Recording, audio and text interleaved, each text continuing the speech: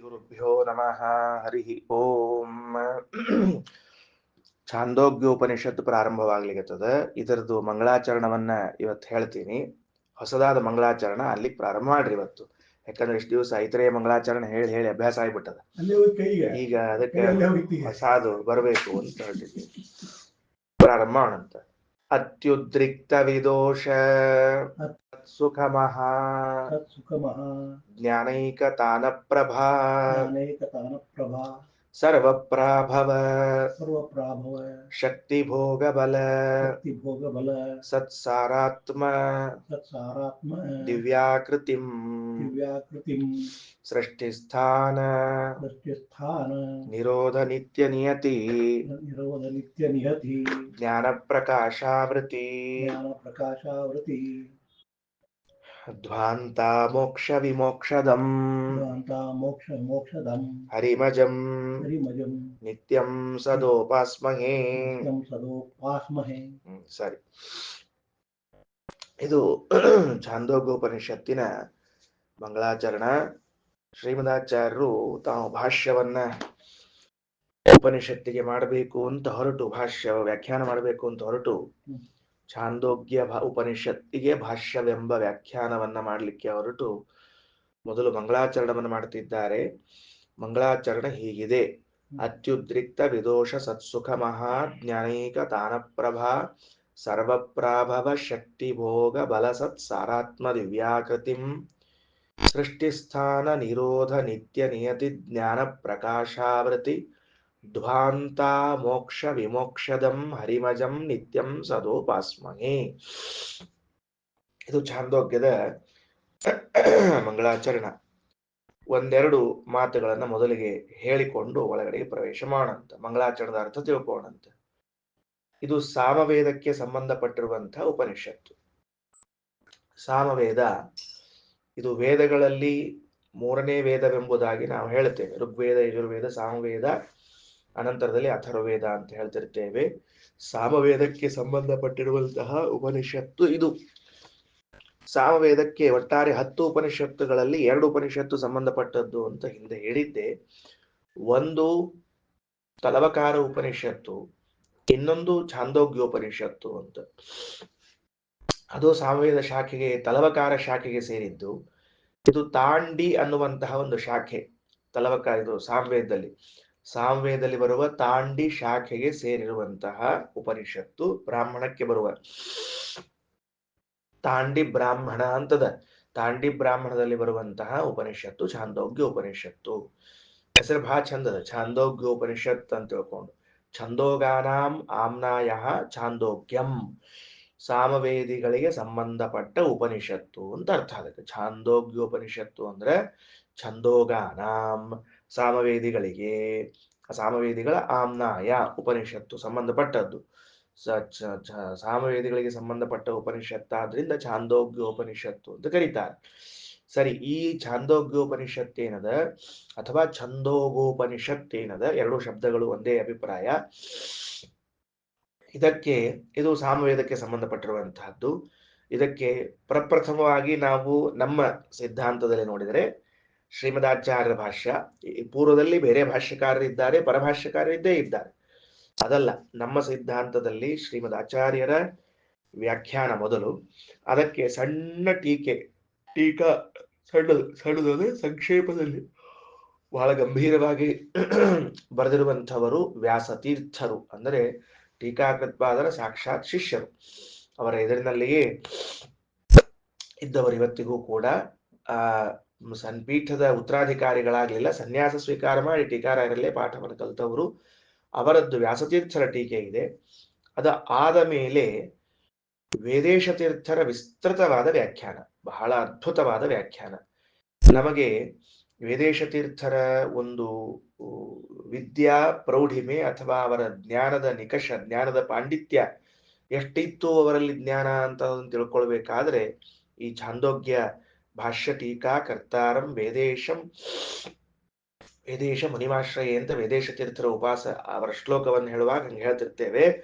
ಅದನ್ನ ಛಾಂದೋಗ್ಯ ಉಪನಿಷತ್ತಿಗೆ ವೇದೇಶ ತೀರ್ಥರ ವಿಶೇಷ ವ್ಯಾಖ್ಯಾನ. ಒಂದೊಂದು ಶಬ್ದಗಳನ್ನು ಬಿಡದೇ ವ್ಯಾಖ್ಯಾನ ಮಾಡ್ತಾರೆ. ಸಂಕ್ಷೇಪಗೊಳಿಸುವುದೇ ಇಲ್ಲ, ಎಲ್ಲೂ ಸಂಕ್ಷೇಪಗೊಳಿಸು, ಇಷ್ಟು ಲಟ್ಟ ಮಾಡಿಟ್ಟ ವ್ಯಾಖ್ಯಾನವನ್ನು, ಅಪರೂಪದ್ದು. ಅದು ನೋಡ್ರಿ ಕೊನೆಯದು ಬೃಹದಾರಣ್ಯಕ, ಅದಕ್ಕೆ ಇವರ ಗುರುಗಳು ವೇದೇಶ ತೀರ್ಥರ ಗುರುಗಳು ರಘುತ್ತಮ ಸ್ವಾಮಿಗಳ ವ್ಯಾಖ್ಯಾನ ಭಾವಬೋಧ. ಹೀಗೆ ಕ್ರಮವಾಗಿ ಹೋಗ್ತಾ ಬರ್ತಾ ಇದೆ. ಅದಕ್ಕೆ ಇಲ್ಲಿ ನಾವು ವೇದೇಶ ತೀರ್ಥರನ್ನ ಸ್ಮರಣೆ ಮಾಡಬೇಕು. ಶ್ರೀಮದಾಚಾರ್ಯರು, ವ್ಯಾಸತೀರ್ಥರು, ವೇದೇಶ ತೀರ್ಥರು, ಕೊನೆಗೆ ಎಲ್ಲ ಉಪನಿಷತ್ತುಗಳಿಗೂ ಖಂಡಾರ್ಥವನ್ನು ಬರೆದು ಮಹದುಪಕಾರ ಮಾಡಿರುವಂತಹ ಮಂತ್ರಾಲಯ ಸ್ವಾಮಿಗಳು ರಾಯರು. ಐತರೇಯ ಉಪನಿಷತ್ತಿಗೆ ಇದ್ದಿದ್ದಿಲ್ಲ, ಆದ್ರಿಂದ ನಾನು ಎಲ್ಲೂ ಅವರ ಹೆಸರನ್ನ ಹೇಳಿಲ್ಲ. ಐತರೇಯ ಉಪನಿಷತ್ತಿಗೆ ಅವರ ಖಂಡಾರ್ಥ ಇಲ್ಲ, ಸಿಕ್ಕಿಲ್ಲ, ನಮ್ದೇನ್ ದುರ್ದೈವ ಗೊತ್ತಿಲ್ಲ. ಅವ್ರು ಮಾತ್ರ ಎಲ್ಲದಕ್ಕೂ ಬರೆದಿದ್ದಾರೆ ಅಂತ ಒಂದು ವಾಹಿನಿ. ಅದರಿಂದ ಈಶಕೇನ ಕಟಪ್ರಶ್ನ ಮುಂಡ ಮಾಂಡೋಕ್ಯಮೇವಚ ತೈತ್ರೇಯಂ ಐತರೀಯಂ ಬಿಟ್ಟು ವೇದ ಛಾಂದೋಗ್ಯಂ ಬೃಹದಾರಣ್ಯಕಮೇವಚ ಅಂತ ಅಷ್ಟಕ್ಕೂ ವ್ಯಾಖ್ಯಾನ ಬರೆದಿದ್ದಾರೆ. ಎಲ್ಲದಕ್ಕೂ ಬರ್ತಾರೆ, ಏನು ಸಂಕೋಚವಿಲ್ಲ, ಅಷ್ಟುದಕ್ಕೂ ಚಂದ ಬರೆದಿಟ್ಟಾರೆ. ಆದ್ದರಿಂದ ರಾಯರು, ವೇದೇಶ ತೀರ್ಥರು, ಆಮೇಲೆ ವ್ಯಾಸತೀರ್ಥರು, ಶ್ರೀಮದಾಚಾರ್ಯರು, ಇಷ್ಟು ಮಂದಿಯನ್ನು ಸ್ಮರಣೆ ಮಾಡಿಕೊಂಡು ಈ ಗ್ರಂಥದಲ್ಲಿ ಪ್ರವೇಶ ಮಾಡಬೇಕು. ಇದು ಸಾಮವೇದಕ್ಕೆ ಸಂಬಂಧಪಟ್ಟದ್ದಾದ್ದರಿಂದ ಸಾಮವೇದಿಗಳು ಏನಂತ ಉಪಾಸನೆ ಮಾಡ್ತಾರೋ ಅದರಲ್ಲಿ ಬರುವ ವಿಷಯಗಳು, ಅದರಲ್ಲಿ ಬಂದ ಭಗವಂತನ ಮಹಾತ್ಮ ಜ್ಞಾನವನ್ನ ಮಾಡಿಕೊಳ್ತಾ ಹೋಗಬೇಕು. ವಿಸ್ತಾರವೇ ಇದ್ದದ್ದರಿಂದ ನಾನು ಏನೂ ಮಾಡ್ಲಿಕ್ಕೆ ಸಾಧ್ಯ ಇಲ್ಲ, ಎಷ್ಟು ವೇಗವಾಗಿ ಹೋಗ್ಲಿಕ್ಕೆ ಸಾಧ್ಯ ಇಲ್ಲ. ಅದಿರೋದೇ ವಿಸ್ತಾರದ, ಉಪನಿಷತ್ತೇ ವಿಸ್ತಾರದ. ಆದ್ದರಿಂದ ಎಷ್ಟು ಸಾಧ್ಯವೋ ಅಷ್ಟು ವಿವರಣೆ ಮಾಡಲಿಕ್ಕೆ ಪ್ರಯತ್ನ ಮಾಡುತ್ತೇನೆ. ಸರಿ, ಮೊದಲು ಶ್ರೀಮದಾಚಾರ್ಯ ಬರೆದಿರುವಂತಹ ಮಂಗಳಾಚರಣವನ್ನು ನೋಡಿಕೊಂಡು ವಿವರಣೆಯನ್ನು ಮಾಡಿಕೊಂಡು ಮುಂದೆ ಹೋಗೋಣಂತ. ಆಚಾರ್ಯರು ನಿತ್ಯಂ ಸದೋಪಾಸ್ಮಹೇ ಅಂತ ಮಂಗಳಾಚರಣದ ಕೊನೆಯಲ್ಲಿ ಹೇಳುತ್ತಾರೆ. ಧ್ವಾಂತ ಮೋಕ್ಷ ವಿಮೋಕ್ಷದಂ ಹರಿಮಜಂ ನಿತ್ಯಂ ಸದೋಪಾಸ್ಮಹೇ. ಸದಾ ಉಪಾಸ್ಮಹೇ, ಭಗವಂತನನ್ನ ನಾವು ನಿರಂತರವಾಗಿ ಉಪಾಸನೆಯನ್ನು ಮಾಡ್ತೇವೆ, ನಿರಂತರವಾಗಿ ಉಪಾಸನೆ ಮಾಡ್ತೇವೆ. ಅಂದ್ರೆ ಉಪಾಸನೆಯನ್ನ ನಿರಂತರವಾಗಿ ಮಾಡ್ತೇವೆ ಅನ್ನುವುದರ ಅರ್ಥ ಏನಾಗ್ತದೆ ಅಂತಂದ್ರೆ, ಶ್ರೀಮದಾಚಾರ್ಯರು ಅನ್ನುವುದು ನಾವು ಭಗವಂತನನ್ನು ಸದಾ ಯಾವಾಗಲೂ ಉಪಾಸನೆ ಮಾಡ್ತೇವೆ, ನಿರಂತರವಾಗಿ ಉಪಾಸನೆ ಮಾಡ್ತೇವೆ ಅಂತಂದ್ರೆ ಉಪಾಸನೆಗೆ ಒಂದು ಕಾರಣ ಅಂತ ಬೇಕಾಗಿಲ್ಲ ಅಂತ ತಿಳಿಸಿಕೊಟ್ರಿ ಅವರು. ಏನ್ ತಿಳಿಸಿಕೊಟ್ರು? ನಾನು ದೇವರನ್ನು ಭಜಿಸಲು, ದೇವರನ್ನು ಆರಾಧಿಸಲು ನನಗೊಂದು ನಿಮಿತ್ತ ಬೇಕಾಗಿಲ್ಲ. ನವರಾತ್ರಿಯಲ್ಲಿ ವಿಶೇಷವಾಗಿ ಭಗವಂತನ ಪೂಜೆಯನ್ನ ಮಾಡುವುದು ನವರಾತ್ರಿ ನಿಮಿತ್ತ ಅಲ್ಲ. ಶ್ರೀಮದಾಚಾರ್ಯ ಆ ನಿಮಿತ್ತವಾಗಿಟ್ಟುಕೊಂಡು ಪೂಜಾದಿಗಳನ್ನ ಮಾಡೋರು ನಾವು. ಪಕ್ಷಮಾಸ, ಗಣೇಶ ಚತುರ್ಥಿ, ಹಿಂಗೆ ನಿಮಿತ್ತಗಳನ್ನಿಟ್ಟುಕೊಂಡು ಪೂಜೆ ಮಾಡುವರು ನಾವು. ಶ್ರೀಮದಾಚಾರ್ಯರು ಯಾವುದೇ ನಿಮಿತ್ತವಿಲ್ಲದೇನೆ ನಿರಂತರವಾಗಿ ಹರಿ ಉಪಾಸನೆ ಮಾಡ್ತಾ ಇದನ್ನ ಸದೋಪಾಸ್ಮಹೇ, ಸದಾ ಉಪಾಸ್ಮಹೇ, ನಿರಂತರವಾಗಿ ಭಗವಂತನ ಆರಾಧನೆಯನ್ನ ಮಾಡ್ತೇವೆ ಅಂತ ಹೇಳಿದ್ದಾರೆ. ಇದಕ್ಕೆ ವಿವರಣೆಗಳನ್ನ ವೇದೇಶ ತೀರ್ಥರು ಕೊಟ್ಟದ್ದನ್ನ ಒಂದೊಂದಾಗಿ ನೋಡ್ತಾ ಬರೋಣಂತ. ಮೊದಲು ಅಲ್ಲಿ ಒಂದೊಂದೇ ಸಾಲು ಶಬ್ದ ನೋಡ್ಕೊಂಡು ಬಂದ್ಬಿಡ್ರಿ, ಅನ್ವಯಾರ್ಥವನ್ನು ಮಾಡೋಣಂತ. ಅತ್ಯುದ್ರಿಕ್ತ ವಿದೋಷ ಸತ್ಸುಖ ಮಹಾ ಜ್ಞಾನೈಕ ತಾನ ಪ್ರಭಾ ಸರ್ವಪ್ರಾಭವ ಶಕ್ತಿ ಭೋಗ ಬಲ ಸತ್ಸಾರಾತ್ಮ ದಿವ್ಯಾಕೃತಿಂ ಸೃಷ್ಟಿಸ್ಥಾನ ನಿರೋಧ ನಿತ್ಯ ನಿಯತಿ ಜ್ಞಾನ ಪ್ರಕಾಶಾವೃತಿ ಧ್ವಾಂತ ಮೋಕ್ಷ ವಿಮೋಕ್ಷದಂ ಅಜಂ ನಿತ್ಯಂ ಅಜಂ ಹರಿಂ ಸದಾ ಉಪಾಸ್ಮಹೇ. ಇಷ್ಟು ಅನ್ವಯ. ಅದೆಲ್ಲ ಅಲ್ಲಿ ತನಕ ಬಂದ್ಬಿಟ್ಟು ನಿತ್ಯಂ ಅಜಂ ಹರಿಂ ಸದಾ ಉಪಾಸ್ಮಹೇ ಅಂತ ಇಟ್ಕೊಳ್ಳೋದು. ಅಲ್ಲಿ ವಯಂ ಅಂತ ಒಂದು ಶಬ್ದ ಸೇರಿಸ್ಕೋಬೇಕು. ನಾವು ಇಂತಹ ಪರಮಾತ್ಮನನ್ನು ನಿರಂತರವಾಗಿ ಉಪಾಸನೆ ಮಾಡ್ತೇವೆ. ಇಷ್ಟು ಆಚಾರ್ಯರ ವಾಕ್ಯ. ಇದಕ್ಕೆ ವಿವರಣೆ ಏನು ಅಂತಂದ್ರ, ಭಗವಂತನಲ್ಲಿ ಇರುವಂತಹ ಗುಣಗಳೇನಿವೆಯೋ ಆ ಗುಣಗಳೇ ಅವರ ಶರೀರ, ಭಗವಂತನ ಶರೀರವಾಗಿ ಬಿಟ್ಟಿವೆ. ಭಗವಂತನ ಗುಣಗಳನ್ನ ಹೊರತುಪಡಿಸಿ ಪ್ರತ್ಯೇಕವಾದ ಒಂದು ಶರೀರದ ಅವಶ್ಯಕತೆ ಅವನಿಗಿಲ್ಲ. ಅದರಿಂದ ಸತ್ಸಾರಾತ್ಮ ದಿವ್ಯಾಕೃತಿಂ, ಇವುಗಳೇ ದಿವ್ಯವಾದ ಆಕೃತಿಯಾಗಿವೆ. ಗುಣಪೂರ್ಣವಾದ ದೇಹವುಳ್ಳವನು ಮತ್ತು ಸೃಷ್ಟಿ ಸ್ಥಿತ್ಯಾದಿಗಳನ್ನ ಮಾಡುವಂಥವನು, ಅವಿನಾಶಿಯಾದ ಉತ್ಪತ್ತಿರಹಿತನಾದ ಭಗವಂತನನ್ನು ನಾವು ಸದಾ ಉಪಾಸನೆ ಮಾಡ್ತೇವೆ. ಇಷ್ಟು ಆಚಾರ್ಯರು ಹೇಳಿದ್ದು. ಅರ್ಥ ಆಯ್ತಾ? ಒಂದೇ ವಿಷಯ, ಗುಣಗಳೇ ದೇಹವಾಗಿ ಉಳ್ಳ ಜಗತ್ತಿನ ಸೃಷ್ಟಿಯಾದಿಗಳನ್ನ ಮಾಡುವ ಅವಿನಾಶಿಯಾದ ಉತ್ಪತ್ತಿರಹಿತನಾದ ಭಗವಂತನನ್ನು ನಾವು ಉಪಾಸನೆ ಮಾಡ್ತೇವೆ. ಮಂಗಳಾಚರಣ ಶ್ಲೋಕದ ಸಾಮಾನ್ಯ ಅಭಿಪ್ರಾಯ ಮುಗಿದೋತು. ಈ ವಿಶೇಷ ಅಭಿಪ್ರಾಯವನ್ನು ತಿಳ್ಕೊಳ್ಳೋ ಪ್ರಯತ್ನ ಮಾಡೋಣಂತ. ಇದೆಲ್ಲವೂ ಮುಂದಿನ ಹೇಳ್ತಾ ಇರೋದು ವೇದೇಶ ತೀರ್ಥರ ವ್ಯಾಖ್ಯಾನಕ್ಕೆ ಅನುಗುಣವಾಗಿ ಹೇಳ್ತಾ ಹೊರಟಿದ್ದೇನೆ. ನೋಡ್ರಿ, ಮೊದಲನೇ ಶ್ಲೋಕದಲ್ಲಿ ಮೊದಲಿಗೆ ಬರುವಂತಹದ್ದು ಅತ್ಯುದ್ರಿಕ್ತ ವಿದೋಷ ಸತ್ ಸುಖ ಅಂತದ. ಅತ್ಯುದ್ರಿಕ್ತ ವಿದೋಷ ಸತ್ಸುಖ ಅಂತನ್ನುವಲ್ಲಿ ಇಷ್ಟು ತಿಳಿಬೇಕು, ಭಗವಂತನಲ್ಲಿ ಸುಖವೆಂಬುವಂತಹ ಗುಣವಿದೆ. ಆ ಗುಣವನ್ನು ಆಚಾರ್ಯರು ನಮ್ಮ ಮುಂದೆ ಇಡ್ತಾ ಇದ್ದಾರೆ. ದೇವರಲ್ಲಿ ಸುಖವೆಂಬುವ ಗುಣ ಇದೆಯಪ್ಪ ಅಂದಾಗ ಸಹಜವಾಗಿ ನಮಗೆ ಬರೋದು ತಲೆಯಲ್ಲಿ ನಮಗೂ ಕೂಡ ಸುಖವೆಂಬ ಗುಣ ಇದೆ. ನಮಗೂ ಮತ್ತು ದೇವರಿಗೂ ಇಬ್ಬರಿಗೂ ಸುಖವೆಂಬ ಗುಣ ಇರುವಾಗ ದೇವರಲ್ಲಿ ಇರುವ ಸುಖವೆಂಬ ಗುಣ ಉಪಾಸನೀಯವಾದದ್ದು, ಉಪಾಸ್ಯವಾದದ್ದು, ಚಿಂತನೀಯವಾದದ್ದು ಹೇಗೆ? ನಮ್ಮಲ್ಲಿದ್ದ ಸುಖವನ್ನು ಯಾರೂ ಮತ್ತೆ ಮತ್ತೆ ನೆನಪು ಮಾಡ್ಕೊಳ್ಳೋದಿಲ್ಲ. ಸುಖ ಆಗ್ತದೆ, ಅನುಭವಿಸ್ತೀವಿ, ಮುಂದೆ ಹೋಗ್ಬಿಡ್ತೀವಿ, ಅಷ್ಟೇ ಕೆಲಸ. ಹಾಗಾದರೆ ಭಗವಂತನಲ್ಲಿ ಇರುವಂತಹ ಅದೊಂದೇನು ಗುಣ ಇದೆಯಲ್ಲ, ಯಾವ ಗುಣ? ಸುಖವೆಂಬ ಗುಣ. ಆ ಸುಖವೆಂಬ ಗುಣ ಇದೆಯಲ್ಲ, ಅದು ಹೇಗಿದೆ ಅಂದ್ರೆ ಎರಡು ವಿಶೇಷಣಗಳನ್ನು ಕೊಡುತ್ತಾರೆ. ಒಂದು ಅತ್ಯುದ್ರಿಕ್ತ ವಿಶೇಷಣ, ಎರಡನೆಯದ್ದು ವಿದೋಷ. ಅತ್ಯುದ್ರಿಕ್ತ ವಿದೋಷವಾದದ್ದರಿಂದಲೇ ಸತ್ಸುಖ ಅಂತ ಮತ್ತೊಂದು, ಅಥವಾ ಮೂರು ವಿಶೇಷಣ. ಅತ್ಯುದ್ರಿಕ್ತ ವಿದೋಷ ಸತ್ ಅಂತ ಮೂರು ವಿಶೇಷಣಗಳು ಸುಖಕ್ಕೆ ಉಂಟು. ನಾವೇನ್ ಮಾಡ್ಕೋಬೇಕು ಅಂದ್ರೆ ಸುಖ ಅಂತ ಬರ್ಕೊಂಡು ಮೂರು ಬಾಣಗಳ ಗುರ್ತು ಹಾಕೊಂಡು ಅತ್ಯುದ್ರಿಕ್ತ ವಿದೋಷ ಸತ ಅಂತ ಮೂರು ತೆಳಗ್ ಬರ್ಕೊಂಡ್ಬಿಟ್ರೆ ಭಗವಂತನ ಆನಂದವೆಂಬ ಗುಣಚಿಂತನೆಯಲ್ಲಿ ಹೊಸ ಮುಖ ಸಿಗುತ್ತದೆ ನಮಗೆ. ಏನಂತಾರೆ? ಭಗವಂತನ ಗುಣದಲ್ಲಿರುವಂತಹದ್ದು ಮೂರು ವಿಶೇಷಣಗಳು. ಅಂದ್ರೆ ಇಂತಹ ಗುಣವೇ ದೇವರ ದೇಹವಾಗಿದೆ. ಎಂತಹ ಗುಣ ಅಂದ್ರೆ ಅತ್ಯುದ್ರಿಕ್ತ ವಿದೋಷ ಸತ್. ಈ ಮೂರು ಅಂಶಗಳಿಂದ ಕೂಡಿರುವಂತಹ ಸುಖವು ದೇವರ ದೇಹ. ಅದ್ಭುತವಾದ ದೇಹ, ಅದ್ಭುತವಾದ ದೇಹ. ಏನಂಗಂದ್ರ ಮೊದಲನೆಯದ್ದು ಅತ್ಯುದ್ರಿಕ್ತ ಅಂತನ್ನೋ ಶಬ್ದಕ್ಕೆ ಪರಿಪೂರ್ಣವಾದ ಅಂತ ಅರ್ಥ. ಅತ್ಯುದ್ರಿಕ್ತ ಅನ್ನೋ ಶಬ್ದಕ್ಕೆ ಪರಿಪೂರ್ಣವಾದ. ಆಕ್ಚುಲಿ ಅದು ಅತ್ಯುದ್ರಿಕ್ತ ಅಂಬೋದು ಬೇರೆ ಅರ್ಥದ ಹೇಳ್ತೀನಿ ಮತ್ತೆ. ಈ ಸದ್ಯಕ್ಕೆ ಪರಿಪೂರ್ಣ ಅಂತ ಇಷ್ಟು ಬರ್ಕೊಂಡು ಇಟ್ಕೊಳ್ರಿ. ಅದಕ್ಕೆ ಪರಿಪೂರ್ಣವಾದ. ವಿದೋಷ ಅಂತನ್ನೋ ಶಬ್ದಕ್ಕೆ ಉತ್ಪತ್ತಿ ನಾಶ ರಹಿತ. ವಿದೋಷ ಉತ್ಪತ್ತಿ ನಾಶ ರಹಿತ, ಇಷ್ಟ ಬರ್ಕೊಳ್ರಿ ಸದ್ಯಕ್ಕೆ. ಉತ್ಪತ್ತಿಯಾದಿ ದೋಷರಹಿತ ಅಂತ ಬರ್ಕೋಬೇಕು. ಉತ್ಪತ್ತಿ ನಾಶರಹಿತ ಅಂದ್ರೆ ಹುಟ್ಟು ನಾಶ ಇಲ್ಲದ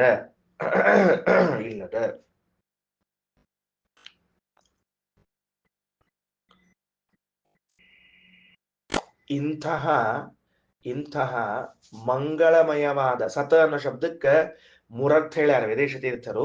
ಇಂತಹ ಶೋಭನವಾದ ಮಂಗಳಮಯವಾದ ಸುಖ ದೇವರದ್ದು.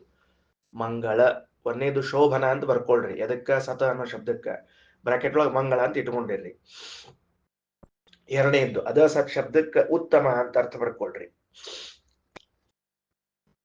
ಮೂರನೇದ್ದು ನಿತ್ಯ ಅಂತ ಬರ್ಕೊಳ್ರಿ. ಮೂರರ್ಥ ಸತ್ ಶಬ್ದಕ್ಕೆ. ಸರಿ, ಮುಂದೆ ಹೋಗೋಣ. ಭಗವಂತನಲ್ಲಿ ಒಂದು ಸುಖವೆಂಬ ಗುಣ ಇದೆ. ಅದರ ಬಗ್ಗೆ ಸುಮ್ಮನೆ ಚಿಂತನೆ ಮಾಡ್ತಾ ಕೂತಿದ್ರೆ ಏನೇನ್ ತಿಳಿಬಹುದು ಅಂತ ಶ್ರೀಮದಾಚಾರ್ಯ ಒಂದು ಅಂಶವನ್ನು ಹೇಳಿಕೊಳ್ಳುತ್ತಾರೆ. ನೋಡಪ್ಪ, ನೀನು ಭಗವಂತನ ಗುಣ ಆನಂದವೆಂಬ ಗುಣವನ್ನ ಚಿಂತನೆ ಮಾಡುವುದಾದ್ರೆ ಉತ್ತಮವಾದ ಆನಂದ ಇದೆ ಅಂತ ವಿಚಾರ ಮಾಡು. ಏನ್ ವಿಚಾರ ಮಾಡಬೇಕು ಅಂದ್ರೆ ಹೆಂಗದು ಉತ್ತಮವಾದ ಆನಂದದ ಅಂದ್ರೆ ಹೆಂಗ ಅರ್ಥ ಮಾಡ್ಕೋಬೇಕು? ಅದನ್ನ ಹಿಂದಿನವೆಲ್ಲ ಹಚ್ಚಿಕೊಂಡು ಉತ್ತಮ ಆನಂದ ಅನ್ಬೇಕು. ಹಿಂದಿಂದೆಲ್ಲ ಹಚ್ಚಿಕೊಂಡು ಉತ್ತಮ ಆನಂದ ಅನ್ಬೇಕು. ಉತ್ತಮವಾದ ಆನಂದದ ಅಥವಾ ನಿತ್ಯವಾದ ಆನಂದದ. ಭಗವಂತನಲ್ಲಿ ಆನಂದ ಏನದ? ಅದು ನಿತ್ಯವಾದ ಆನಂದ. ಅಥವಾ ಮತ್ತೆ ಹಿಂಗ್ ಮಾಡ್ರಿ, ಮಂಗಳಮಯವಾದ ಆನಂದ. ಯಾಕ? ದೇವರಲ್ಲಿರುವಂತಹ ಆನಂದದ ಸ್ಮರಣೆಯನ್ನ ಮಾಡಿದ್ರೆ, ಆನಂದದ ಚಿಂತನೆಯನ್ನ ಮಾಡಿದ್ರೆ ನಮಗೆ ಮಂಗಳವಾಗುತ್ತದೆ. ಸರಿ, ಹಾಗಾದ್ರೆ ಭಗವಂತನಲ್ಲಿರುವಂತಹ ಆನಂದವೆಂಬ ಮಂಗಳಮಯವಾದ ಗುಣದ ಚಿಂತನೆಯಿಂದ ಹೇಗೆ ಮಾಡ್ತಿದ್ದಾರೆ ಶ್ರೀಮದಾಚಾರ್ಯರು ಅಂತ ಕೇಳಿದ್ರೆ, ಪರಿಪೂರ್ಣವಾದ ಉತ್ಪತ್ತಿ ಮೊದಲಾದ ದೋಷಗಳಿಲ್ಲದೆ ಇರುವ ಉತ್ತಮವಾದ ಮಂಗಳಮಯವಾದ ನಿತ್ಯವಾದ ಸುಖ ಇದೆ ದೇವರಿಗೆ ಅಂತ ಇಷ್ಟಾರ್ಥ. ಅದಕ್ಕೆ ಸರಿನಾ? ಒಂದೇ ಶಬ್ದಾರ್ಥವನ್ನು ನಾವು ತಿಳ್ಕೊಂಡ್ವಿ. ಅತ್ಯುದ್ರಿಕ್ತ ವಿದೋಷ ಸತ್ ಸುಖ ಮಹಾಜ್ಞಾನ. ದೇವರಲ್ಲಿರುವಂತಹ ಜ್ಞಾನ ಎಂತಹದ್ದದ ಅಂದ್ರೆ ಮಹಾಜ್ಞಾನ. ಮಹಾಜ್ಞಾನ ಆ ಶಬ್ದ ಅರ್ಥ ಆಗಿದಿಲ್ಲ. ಅತ್ಯುದ್ರಿಕ್ತ ವಿದೋಷ ಸತ್ ಸುಖ ಅನ್ನೋ ಶಬ್ದ ಅರ್ಥ ಆಗಿದಿಲ್ಲ, ಮುಗಿದು ಹೋತು. ಭಗವಂತನಲ್ಲಿದ್ದ ಆನಂದ ಎಂತಹದ್ದು ಅಂತ ಚಿಂತನೆ ಮಾಡಬೇಕು. ಆನಂದ ಆನಂದ ಮತ್ತೆ ಪರಮಾನಂದ ಅಂತ ನಾವು ದೇವರನ್ನ ಕೊಂಡಾಡುವಾಗ ದೇವರಲ್ಲಿರುವಂತಹ ಆನಂದ ಪರಿಪೂರ್ಣವಾಗಿದೆ, ಅಂದ್ರೆ ಅತ್ಯುದ್ರಿಕ್ತವಾಗಿದೆ. ವಿದೋಷ ದೋಷರಹಿತವಾದ ಆನಂದ ಇದೆ, ಸತ್ ಮಂಗಳಮಯವಾದ ಆನಂದ ಇದೆ. ಭಗವಂತನ ಎಲ್ಲಾ ಗುಣಗಳು ಮಂಗಳಮಯವೇ ಆಗಿರುವಂತಹದ್ದು. ಅದರಲ್ಲಿ ಆನಂದವೆಂಬ ಗುಣ ಅಂತೂ ಮಂಗಳಮಯವೇ ಆಗಿದೆ. ಅದರಿಂದ ಹಾಗಿದೇನ ಸರಿ. ಇನ್ನು ಮಹಾಜ್ಞಾನ, ಮಹಾಜ್ಞಾನ ಅಂತನ್ನೋ ಶಬ್ದಕ್ಕೆ ಏನ್ ಬೇಕಾದ್ರೂ ಅರ್ಥ ಹೇಳಬಹುದು. ಏನ್ ಬೇಕಾದ್ರೂ ಅಂದ್ರೆ ಪರಿಪೂರ್ಣವಾದ, ಉತ್ತಮವಾದ, ಶ್ರೇಷ್ಠವಾದ, ಸರ್ವಜ್ಞ ಅನ್ನೋ ಅರ್ಥವನ್ನು ಹೇಳಿಕ್ ಬರ್ತದೆ. ಹಾಗಾಗಿ ಮಹಾಜ್ಞಾನವುಳ್ಳವನು. ಏಕತಾನ ಪ್ರಭಾ, ಪ್ರಭಾ ಅಂದ್ರೆ ಕಾಂತಿ. ಪ್ರಭಾ ಅನ್ನೋ ಶಬ್ದಕ್ಕೆ ಅರ್ಥ ಏನು? ಬೆಳಕು. ಏಕತಾನ ಪ್ರಭಾ ಅಂದ್ರೆ ತನ್ನಲ್ಲಿ ಮಾತ್ರ ಇರುವಂತಹ ಕಾಂತಿ. ಆ ತರಹದ ಕಾಂತಿ ದೇವರಲ್ಲಿ ಬಿಟ್ಟು ಬೇರೆ ಕಡೆ ಇಲ್ಲ. ಅದರಿಂದ ಏಕತಾನ ಪ್ರಭಾ ಅಂತ ಕರೀತಾರೆ. ಏಕತಾನ ಅಂದ್ರೆ ಏನು? ಒಂದೇ ಕಡೆ ಇರುವ ಅಂತ ಅರ್ಥ. ದೇವರಲ್ಲಿ ಮಾತ್ರ ಇರುವಂತ ಬರ್ಕೊಡ್ರಿ, ಅರ್ಥ ಆಗ್ತದೆ ಸರಿಯಾಗಿ. ಏಕತಾನ ಪ್ರಭಾ, ದೇವರಲ್ಲಿ ಇರುವ ಕಾಂತಿ, ದೇವರಲ್ಲಿ ಮಾತ್ರ ಇರುವ ಕಾಂತಿ. ಸರ್ವಪ್ರಾಭವ ಶಕ್ತಿ, ಸರ್ವಪ್ರಾಭವ ಶಕ್ತಿ ಅಂದ್ರೆ ಎಲ್ಲರ ಮೇಲಿರುವಂತಹ ಪ್ರಭುತ್ವ, ಎಲ್ಲರನ್ನೂ ಮಣಿಸಿ ಹಾಕುವಂತಹ ಒಂದು ಸಾಮರ್ಥ್ಯ, ಸರ್ವಪ್ರಾಭವ ಶಕ್ತಿ. ಭೋಗ, ಎಲ್ಲಾ ತರಹದ ಪದಾರ್ಥಗಳನ್ನ ಭೋಗ ಮಾಡುವ ಸಾಮರ್ಥ್ಯ ಉಂಟು. ಬಲ ಕೇಳ್ತೀರಾ? ಮತ್ತೆ ಕೇಳಲೇಬೇಡ್ರಿ. ಇವುಗಳೇ ಇವುಗಳೇ ಇವುಗಳೇ ಮೊದಲಾದ ಗುಣಗಳೇ ಸತ್ಸಾರಾತ್ಮ ದಿವ್ಯಾಕೃತಿಂ, ಇವುಗಳಿಂದ ಕೂಡಿಕೊಂಡಿರುವಂತಹ ದಿವ್ಯವಾದ ಆಕೃತಿ ಉಳ್ಳವನು. ಸತಿ ನಿರ್ದುಷ್ಟವಾದ ಸಾರ ಶ್ರೇಷ್ಠವಾದ ಆತ್ಮ ಸ್ವರೂಪಭೂತವಾದ ದಿವ್ಯವಾದ ಆಕೃತಿ ಅಂತ ಅರ್ಥ. ಸತ್ಸಾರಾತ್ಮ ಅಂದ್ರೆ ನಿರ್ದುಷ್ಟವಾದ ನಿರ್ದುಷ್ಟವಾದ ಶ್ರೇಷ್ಠವಾದ ಸ್ವರೂಪವಾದ ದಿವ್ಯವಾದ ದೇಹ ಅಂತ ಅರ್ಥ. ಅದಕ್ಕೆ ತಾತ್ಪರ್ಯ ತಿಳ್ಕೊಂಡ್ಬಿಡ್ರಿ. ಏನ್ ತಾತ್ಪರ್ಯ ತಿಳ್ಕೋಬೇಕು ಅಂತಂದ್ರ, ಭಗವಂತನಲ್ಲಿ ಎಲ್ಲ ಗುಣಗಳು ಮನೆ ಮಾಡಿವೆ, ಆ ಗುಣಗಳೇ ದೇವರ ದೇಹವಾಗಿವೆ. ಇಷ್ಟು ನಮಗೆ ಸಾಮಾನ್ಯ ಅಭಿಪ್ರಾಯ ಸಿಕ್ಕರೆ ಸಾಕು. ಅತ್ಯುದ್ರಿಕ್ತ ವಿದೋಷ ಸತ್ಸುಖ ಮಹಾ ಜ್ಞಾನೈಕ ತಾನಪ್ರಭಾ ಸರ್ವಪ್ರಾಭವ ಶಕ್ತಿ ಭೋಗ ಬಲ ಸತ್ಸಾರಾತ್ಮ ದಿವ್ಯಾಕೃತಿಂ. ಪರಿಪೂರ್ಣವಾದ ಉತ್ಪತ್ತ್ಯಾದಿ ದೋಷಗಳಿಲ್ಲದೆ ಇರುವ ಮಂಗಳಮಯವಾದ ಸುಖ ಹಾಗೂ ಮಹಾಜ್ಞಾನ ಹಾಗೂ ತನ್ನಲ್ಲಿ ಮಾತ್ರ ಇರುವ ಕಾಂತಿ, ಎಲ್ಲರನ್ನೂ ಮಣಿಸುವಂತಹ ಶಕ್ತಿ, ಎಲ್ಲವನ್ನ ಭೋಗಿಸುವ ಸಾಮರ್ಥ್ಯ, ಭೋಗ ಸಾಮರ್ಥ್ಯ ಮತ್ತು ದೇಹ ಬಲ, ಇವುಗಳು ಸತಿ ನಿರ್ದುಷ್ಟವಾದ ಸಾರ ಶ್ರೇಷ್ಠವಾದ ಆತ್ಮ ಸ್ವರೂಪಭೂತವಾದ ದಿವ್ಯವಾದ ಅಲೌಕಿಕವಾದದ್ದು ಅಂತ ಅರ್ಥ. ದಿವ್ಯವಾದ ಆಕೃತಿ, ಅಪ್ರಾಕೃತವಾದ ಶರೀರ ಉಳ್ಳವನು. ಮುಗಿದು ಹೊತ್ತು. ಮುಂದೆ ನೋಡ್ರಿ. ಸೃಷ್ಟಿಸ್ಥಾನ ನಿರೋಧ ನಿತ್ಯ ನಿಯತಿ ಜ್ಞಾನ ಪ್ರಕಾಶಾವೃತಿ ಧ್ವಾಂತ ಮೋಕ್ಷ ವಿಮೋಕ್ಷದಂ. ಇಷ್ಟ ಒಂದೇ ಶಬ್ದ. ಸೃಷ್ಟಿ ಅಂತ ಅನ್ನೋ ಶಬ್ದಕ್ಕೆ ಗೊತ್ತದ ನಮಗೀಗ, ದೇವರು ಸೃಷ್ಟಿ ಮಾಡ್ತಾನ ಜಗತ್ತಿಗೆ. ಸ್ಥಿತಿ ಅನ್ನೋ ಶಬ್ದಕ್ಕೆ, ಸ್ಥಾನ ಅನ್ನೋ ಶಬ್ದಕ್ಕೆ ಸ್ಥಿತಿ ಅಂತ ಅರ್ಥ. ಸ್ಥಾನ ಅಂದ್ರೆ ಏನು? ಸ್ಥಿತಿ, ಜಗತ್ತಿನ ಪಾಲನೆ ಪೋಷಣೆಯನ್ನ ಮಾಡುವುದು ಅಂತ ಅರ್ಥ, ಸ್ಥಿತಿ. ಅದಾದ ಮೇಲೆ ಮುಂದೇನಪ್ಪಾ ಅಂತಂದ್ರ ನಿರೋಧ ಅಂದ್ರ ಸಂಹಾರ, ನಿತ್ಯ ನಿಯತಿ ಅಂತಂದ್ರ ನಿರೋಧ ಅಂದ್ರೆ ಸಂಹಾರ ಅಂತ ಬರ್ಕೊಳ್ರಿ. ನಿತ್ಯ ನಿಯತಿ ಅಂತಲೋ ಶಬ್ದಕ್ಕೆ ನಿತ್ಯದಲ್ಲಿಯೂ ಪ್ರೇರಣೆ, ನಿಯತಿ ಅನ್ನೋ ಶಬ್ದಕ್ಕೆ ಪ್ರೇರಣ. ಜ್ಞಾನ ಪ್ರಕಾಶಾವೃತಿ, ಜ್ಞಾನ ಪ್ರಕಾಶ, ಜ್ಞಾನ ಅನ್ನೋದು ಪ್ರಕಾಶ. ಆವೃತಿ ಧ್ವಾಂತ ಅಂದ್ರೆ ಅಜ್ಞಾನವೆಂಬ ಕತ್ತಲೆ. ಬಹಳ ಚಂದದ. ಜ್ಞಾನವೆಂಬ ಪ್ರಕಾಶ, ಅಜ್ಞಾನವೆಂಬ ಕತ್ತಲೆ. ಸರಿ ಆಯ್ತಾ? ಅಮೋಕ್ಷ, ಅಮೋಕ್ಷ ಅಂದ್ರೆ ಸಂಸಾರ ಅಂತ ಅರ್ಥ. ವಿಮೋಕ್ಷ ಅಂದ್ರೆ ಮೋಕ್ಷ ಅಂತ ಅರ್ಥ ಬರ್ಕೊಳ್ರಿ. ಅಮೋಕ್ಷ ಅಂದ್ರೆ ಸಂಸಾರ, ಬಂಧನ ಅಂತ ಅರ್ಥ ತಾತ್ಪರ್ಯ. ಅಮೋಕ್ಷ ವಿಮೋಕ್ಷ, ಸಂಸಾರ ಮತ್ತು ಬಂಧನ ಮತ್ತು ಮೋಕ್ಷವನ್ನ, ಸಂಸಾರ ಮತ್ತು ಮೋಕ್ಷವನ್ನ ದದಾತಿ ಇತಿ ಕೊಡ್ತಾನ ಅಂತಹ ಹರಿಂ ಭಗವಂತರನ್ನು ಅಜಂ ಉತ್ಪತ್ತಿ ರಹಿತನಾದ ನಿತ್ಯಂ ಸದಾ ಇರುವ ಭಗವಂತನನ್ನು ಸದಾ ಉಪಾಸ್ಮಹೇ, ಯಾವಾಗಲೂ ಉಪಾಸನೆ ಮಾಡುತ್ತೇವೆ. ಸರಿ ಆಯ್ತಾ? ಸಾಮಾನ್ಯವಾದ ಅಭಿಪ್ರಾಯ ತಿಳಿತಾ ಮಂಗಳಾಚರಣದ್ದು? ನೋಡ್ರಪ್ಪ.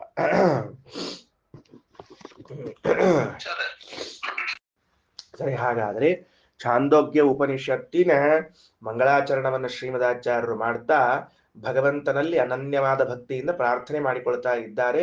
ಶ್ರೀಮದಾಚಾರ್ಯರು ಉಪಾಸನೆ ಮಾಡುವ ಗುಣಗಳು ಎಂತಹದ್ದು ಅಂತ ನಮಗೆ ತಿಳಿದುಕೊಳ್ಳಿಕ್ಕೆ ಇದು ಸಹಾಯಕವಾಗ್ತದೆ. ಅತ್ಯುದ್ರಿಕ್ತ ವಿದೋಷ ಸತ್ಸುಖ ಮಹಾ ಜ್ಞಾನೈಕ ತಾನಪ್ರಭಾ ಸರ್ವಪ್ರಾಭವ ಶಕ್ತಿ ಭೋಗ ಬಲ ಸತ್ಸಾರಾತ್ಮ ದಿವ್ಯಾಕೃತಿಂ ಸೃಷ್ಟಿಸ್ಥಾನ ನಿರೋಧ ನಿತ್ಯ ನಿಯತಿ ಜ್ಞಾನ ಪ್ರಕಾಶಾವೃತಿ ದ್ವಾಂತ ಮೋಕ್ಷ ವಿಮೋಕ್ಷದಂ ಹರಿಮಜಂ ನಿತ್ಯಂ ಸದೋಪಾಸ್ಮಹೇ. ಪರಿಪೂರ್ಣವು ಉತ್ಪತ್ತಿಯಾದಿ ದೋಷರಹಿತವೂ ಆದ ಉತ್ತಮ ಆನಂದ ಮಹಾಜ್ಞಾನ, ತನ್ನಲ್ಲಿ ಮಾತ್ರ ಇರುವಂತಹ ವಿಶಿಷ್ಟವಾದ ಕಾಂತಿ, ಎಲ್ಲದರ ಮೇಲಿರುವಂತಹ ಪ್ರಭುತ್ವ ಶಕ್ತಿ, ಭೋಗ ಬಲ ಇವೇ ಮೊದಲಾದ ಗುಣಗಳೇ ನಿರ್ದುಷ್ಟವಾದ ಶ್ರೇಷ್ಠವಾದ ದಿವ್ಯವಾದ ಸ್ವರೂಪ ದೇಹವಾಗಿ ಉಳ್ಳಂತಹ, ಜಗತ್ತಿಗೆ ಸೃಷ್ಟಿ ಸ್ಥಿತಿ ಸಂಹಾರ ನಿತ್ಯದಲ್ಲಿಯೂ ಪ್ರೇರಣೆ, ಜ್ಞಾನ ಪ್ರಕಾಶ ಅಜ್ಞಾನವೆಂಬ ಅಂಧಕಾರ ಸಂಸಾರ ಮೋಕ್ಷ ಇವುಗಳನ್ನು ಉಂಟು ಮಾಡುವ, ಜನನವಿಲ್ಲದೆ ಇರುವ ನಾಶವಿಲ್ಲದೆ ಇರುವಂತಹ ಶ್ರೀಹರಿಯನ್ನು ಯಾವಾಗಲೂ ಧ್ಯಾನ ಮಾಡುತ್ತೇವೆ. ಈಗ ಕೊನೆಯಲ್ಲಿ ನಿತ್ಯ ಅನ್ನೋ ಶಬ್ದಕ್ಕೆ ನಾವು ಅರ್ಥ ಹೇಳಿದ್ದು ಉತ್ಪತ್ತಿ ನಾಶರಹಿತ ಅನ್ನೋ ಅರ್ಥವನ್ನು ಹೇಳ್ತಿದ್ದೇವೆ. ಇಲ್ಲಿ ಪ್ರಶ್ನೆ ಬರಬಹುದು, ಉತ್ಪತ್ತಿಯೇ ಇಲ್ಲ ಅಂದ್ಮೇಲೆ ನಾಶ ಹೆಂಗೆ ಹೇಳಬೇಕು ಒಂದು ಪ್ರಶ್ನೆ ಬಂದ್ರೆ, ಹಂಗೇನಿಲ್ಲ. ಅನಾದಿಯಾಗಿರುವಂತಹದ್ದಕ್ಕೂ ನಾಶ ಇದ್ದದ್ದು ಕಂಡದ. ಉತ್ಪತ್ತಿಯೇ ಇಲ್ಲದೆ ಇರುವಂತಹ ಒಂದು ವಸ್ತು ನಾಶ ಆಗ್ತದೆ. ಅದಕ್ಕೆ ಉದಾಹರಣೆಗೆ ಅನಾದಿ ಅಂತ ಅನ್ನೋ ಶಬ್ದಕ್ಕೆ ಉತ್ಪತ್ತಿ ಇಲ್ಲದ್ದು ಅಂತ ಅರ್ಥ. ನಾವ್ ಹೇಳೋದೇನು, ಹುಟ್ಟೇ ಇಲ್ಲ ಅಂದ್ಮೇಲೆ ಸಾವೆಲ್ಲಿಂದ ಅಂತ ಪ್ರಶ್ನೆ. ಈಗ ಇಲ್ಲದ ಆ ಶಬ್ದ ನೀವು ಕೇಳಿದ್ದು, ಆಮೇಲೆ ಹುಟ್ಟೇ ಇಲ್ಲ ಸಾಯೋದು ಹೆಂಗ ಅಂತ. ಹುಟ್ಟಿಲ್ಲ ಅಂದ ಮಾತ್ರಕ್ಕೆ ಸಾಯಬಾರದು ಅಂತ ಏನ್ ನಿಯಮ ಇಲ್ಲ. ಏನ್ರಿ ಆಚಾರ ಉಲ್ಟಾ ಸುಲ್ಟಾ ಹೇಳಿಕತ್ತೀರಿ ಅಂದ್ರೆ, ಉಲ್ಟಾ ತಿಳ್ಕೊಂಡಿವ್ ನಾವು. ಏನ್ ತಿಳ್ಕೊಂಡೀವಿ ಅಂತಂದ್ರೆ, ಕರ್ಮ ಇದು ಅನಾದಿಯೋ ಸಾದಿಯೋ? ಕರ್ಮ ಅನಾದಿ, ಕರ್ಮ ಸಾದಿ ಅಲ್ಲ. ಕರ್ಮ ಇವತ್ತು ಹುಟ್ಟೋದಿಲ್ಲ, ಕರ್ಮ ಅನಾದಿಯಾದ ಕರ್ಮ. ಆದ್ರೆ ಅಪರೋಕ್ಷ ಜ್ಞಾನ ಆದ್ಮೇಲೆ ಸಾಯ್ತದೋ ಇಲ್ಲೋ? ಸಾಯ್ತದ, ಹೋಗ್ಬೇಕಲ್ಲ ಮತ್ತೆ, ಕರ್ಮ ಹೋಗ್ಬೇಕಲ್ಲ ಮತ್ತೆ. ಅಪರೋಕ್ಷ ಜ್ಞಾನ ಆದಾಗ ಸಂಚಿತ ಕರ್ಮ ಆಗಾಮಿ ಕರ್ಮಗಳು ನಾಶವಾಗಿ ಪ್ರಾರಬ್ಧ ತಿಂದು ಉಂಡು ನಾಶ ಆಯ್ತಲ್ಲ, ಪ್ರಾರಬ್ಧ ಕರ್ಮ ಹೋಯ್ತು, ಮೋಕ್ಷಕ್ಕೆ ಹೋಗ್ತೀವಿ. ಅಂದ ಮೇಲೆ ಅನಾದಿಯಾದ ಕರ್ಮವು ನಾಶಗೊಳ್ತದ.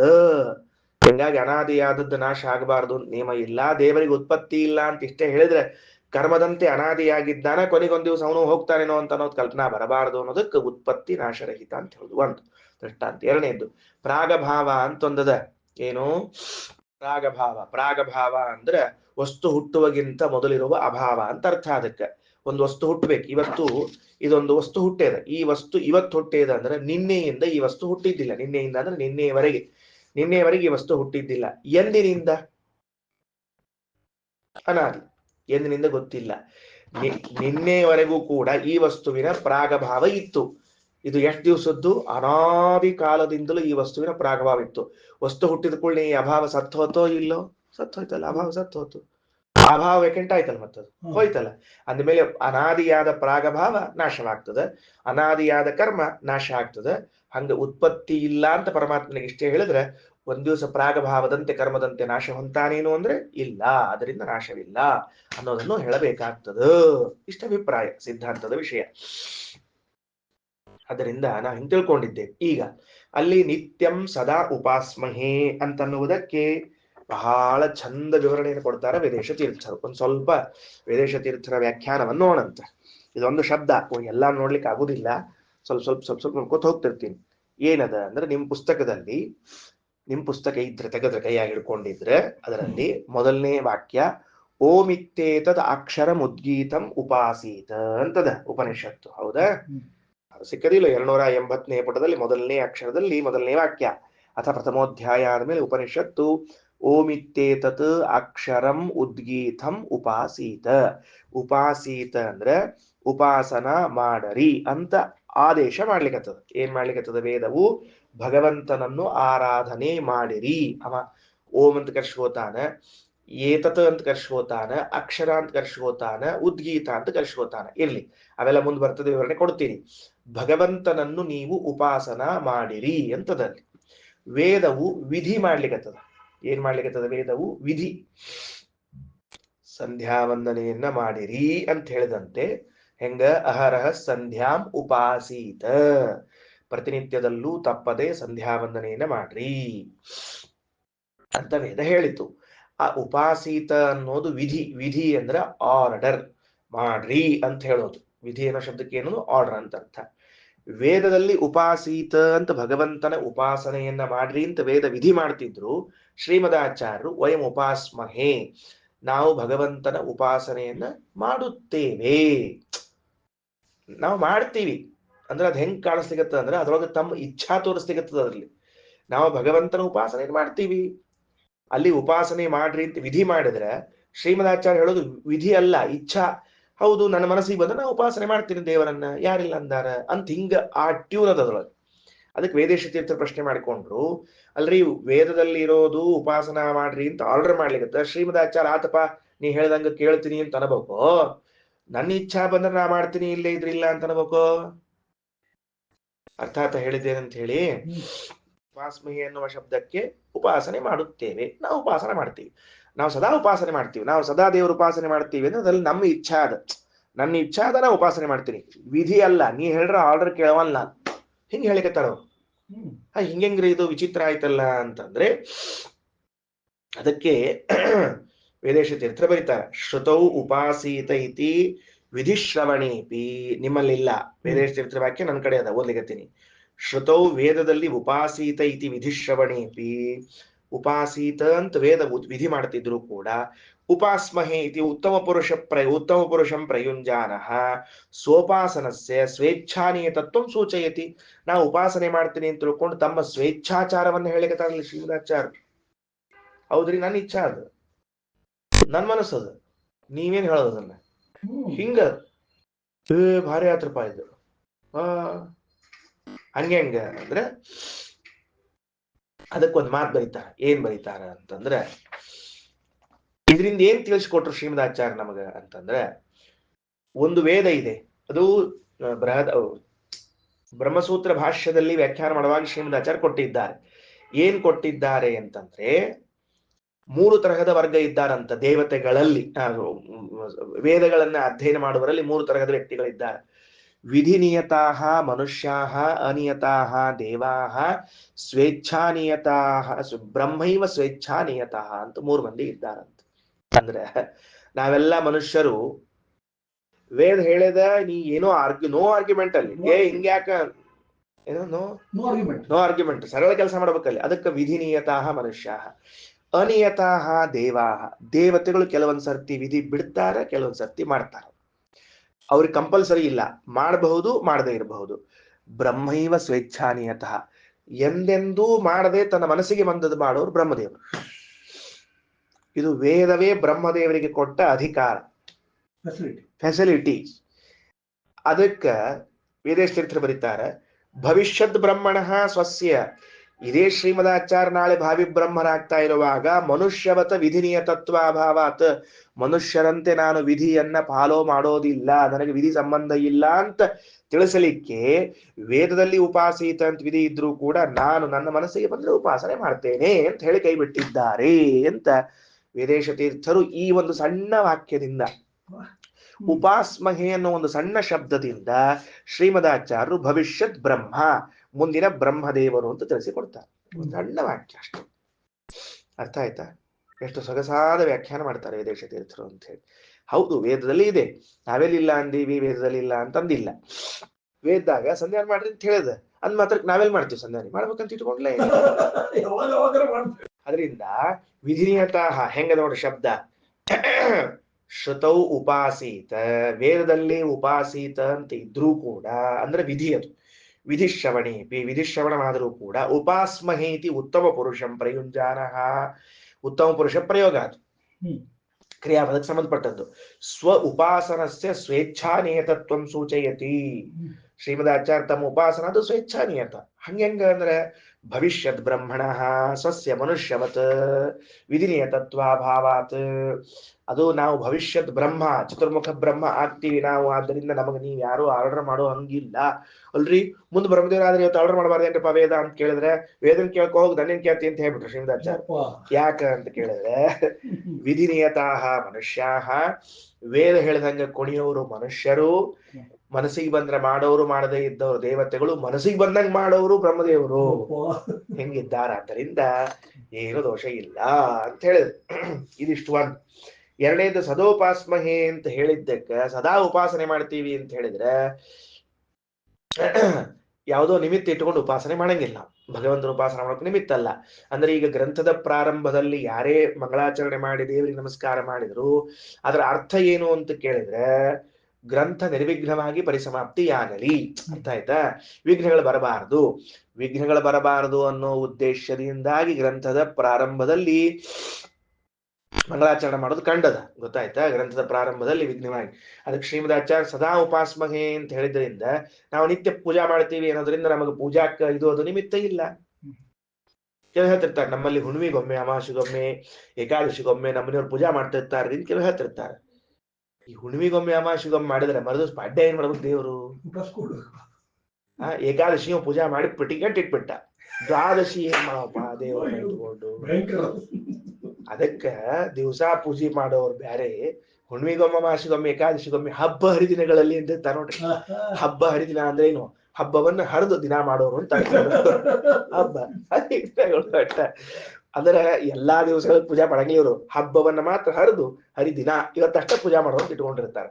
ಹಂಗ್ ಮಾಡ್ಬಾರ್ದಪ್ಪ, ನಿತ್ಯ ಮಾಡಬೇಕು ಅಂತ ಹೇಳಿದ್ದಾರೆ. ಸರಿ, ಇಷ್ಟು ಸದೋಪಾಸ್ಮಹೇ ಅನ್ನುವಂತಹ ಮಾತರಿಂದ ತಿಳಿಸಿಕೊಟ್ರು.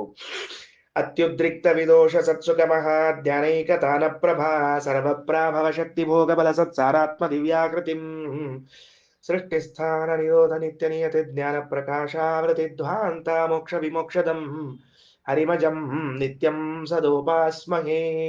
ಆಯ್ತಾ? ಮಂಗಳಾಚರಣೆ ಮುಗೀತೀಗ. ಇನ್ನು ಮುಂದೆ ಈ ಉಪನಿಷತ್ತಿಗೆ ಋಷಿಗಳು ಯಾರು, ದೇವತೆಗಳು ಯಾರು ಎಲ್ಲ ಹೇಳ್ಬೇಕಲ್ಲ. ಮತ್ತ ಒಂದೊಂದು ಹೆಂಗೆ ಹೇಳಿಕ್ ಬರ್ತದೆ ಅದಕ್ಕೆ ಹೇಳ್ತಾರೆ.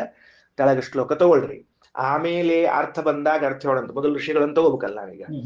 ಹಯಗ್ರೀವ ಮುಖೋದ್ಗೀರ್ಣ ಗೀರ್ಭಿರ್ ದೇವಿ ರಮಾಪತಿಂ ಅಸ್ತುವದ್ ವಿಸ್ತೃತ ಗುಣಂ ಭೋಗಿ ಪ್ರಸ್ತರ ಶಾಯಿನಂ. ಸರಿನಾ? ಎಲ್ಲಾರು ಹೇಳ್ಯಾರ, ಆದ್ರೂ ನಾನು ರಾಯರ್ ಇಟ್ಕೊಂಡು ಹೇಳಿಗತ್ತೀನಿ ಈಗ. ಏನಂತಂದ್ರೆ ಈ ಛಾಂದೋಗ್ಯೋಪನಿಷತ್ತಿಗೆ ಋಷಿಗಳು ಹಯಗ್ರೀವ ದೇವರು.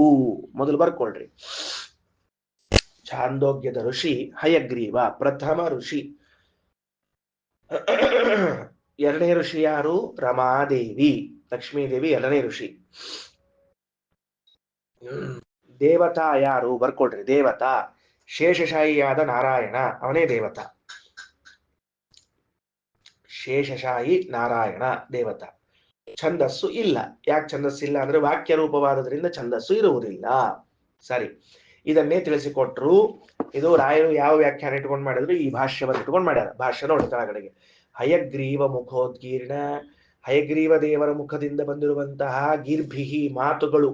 ಯಾವ ಮಾತವು? ಇದೆ ಈ ತಾಂಡಿ ಬ್ರಾಹ್ಮಣದ ಉಪನಿಷತ್ನಲ್ಲಿ ಬಂದಿರುವಂತಹ ಈ ಮಾತುಗಳಿಂದ ದೇವಿ ರಮಾಪತಿಂ, ದೇವಿ ಅಂದ್ರೆ ಲಕ್ಷ್ಮೀ ದೇವಿಯು, ರಮಾಪತಿಂ ಅಂದ್ರೆ ಪರಮಾತ್ಮನನ್ನು.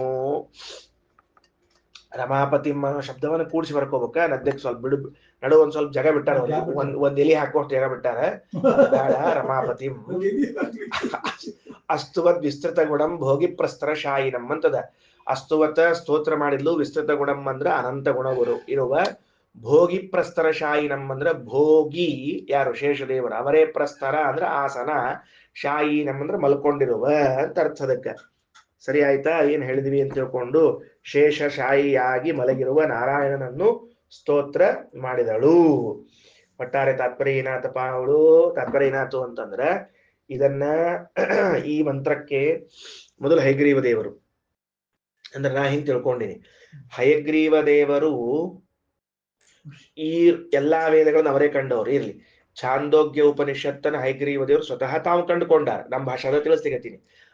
ತಾವು ಕಂಡುಕೊಂಡದ್ದನ್ನ ಲಕ್ಷ್ಮೀ ದೇವಿಗೆ ಉಪದೇಶ ಮಾಡ್ಯಾರ. ಆ ಉಪಾಸನೆ ಮಾಡಿಸಿಕೊಂಡ ಲಕ್ಷ್ಮೀ ದೇವಿಯು ಏನ್ ಮಾಡ್ಯಾಳ ಅಂತ ಕೇಳಿದ್ರೆ, ಅದೇ ಮಂತ್ರಗಳಿಂದ ಶೇಷಶಾಹಿಯಾದ ನಾರಾಯಣನನ್ನು ಸ್ತೋತ್ರ ಮಾಡ್ತಿದ್ದಾಳೆ. ಇಷ್ಟು ವಿಷಯ ಅರ್ಥ ಆತೇನ್ರಪ್ಪ? ಈಗ ಚಂದಾತ ಲಕ್ಷ್ಮೀ ದೇವಿ ಮೊದಲು ಹಯಗ್ರೀವದೇವರ ಕಡೆ ಪಾಠಕ್ಕೆ ಹೋಗ್ಯಾರ. ಹಯಗ್ರೀವದೇವರು ಪಾಠ ಹೇಳ್ಯಾರ. ಪಾಠ ಹಿಡ್ಸ್ಕೊಂಡ್ಬಂದು ಈ ಶೇಷಶಾಹಿಯಾಗಿ ಮಲ್ಕೊಂಡ ನಾರಾಯಣ ಅವನ ಮುಂದ್ ಕುತ್ಕೊಂಡು ಸ್ತೋತ್ರ ಹೇಳಿಕತ್ತ. ಇಷ್ಟು ವಿಷಯ ಒಪ್ಪಿಸ್ಲಿಕತ್ತಾಳ. ಚಂದಾಗ ಆ ಮಂತ್ರದಿಂದ ಭಗವಂತನ ಧ್ಯಾನ ಮಾಡ್ಲಿಕತ್ತಾಳ. ಸರಿ, ಮುಗೀತಾ? ಈಗ ಛಾಂದೋಗ್ಯೋಪನಿಷತ್ತಿನ ಭಾಷ್ಯದ ಮಂಗಳಾಚರಣ ಹಾಗೂ ಋಷಿ ದೇವತಾಗಳನ್ನು ನೋಡಿ ಮೊದಲನೇ ಮಂತ್ರಕ್ಕೆ ಬಂದಿದ್ದೀವಿ. ತಗೊಳ್ರಿ, ಓಮಿತ್ತೇತತ್ ಅಕ್ಷರಂ ಉದ್ಗೀತಂ ಉಪಾಸೀತ. ಭೋಗಿ ಅಂದ್ರೆ ಶೇಷ ದೇವರು ಅಂತ ಅರ್ಥ. ಸಂಸ್ಕೃತದಾಗ ಶೇಷ ದೇವರಿಗೆ ಭೋಗಿ ಅಂತ ಕರೀತಾರೆ. ಅಂದ್ರೆ ಇಂಗ್ಲಿಷ್ ಮೀಡಿಯಂ ನೋಡ್ರಿ, ಇಲ್ಲಿ ಭೋಗ ಅಂದ್ರೆ ಹೆಡಿ, ಭೋಗಿ ಅಂದ್ರೆ ಹೆಡಿ ಉಳ್ಳವರು. ಅದಕ್ಕೆ ಶೇಷ, ಪ್ರಸ್ತರ ಅಂದ್ರೆ ಹಾಸಿಗೆ, ಮಲ್ಕೊಳ್ಳೋ ಅಂತ ಅರ್ಥ. ಹಾಸಿಗೆ ಹಾಸ್ಕೊಂಡು ಮಲ್ಕೊ ಅಂತ ಹಿಂಗೆ ಅಂತಿರ್ತಾರೆ ನೋಡ್ರಿ ನಮಗೆ, ಅದಕ್ಕೆ ಹಂಗೆ ಹೇಳಿದ್ರು ಅವ್ರು. ಭೋಗನೇ ವಸ್ತು. ಹಿಡಿ ಹಿಡಿ, ಭೋಗ ಅಂದ್ರೆ ಹಿಡಿ.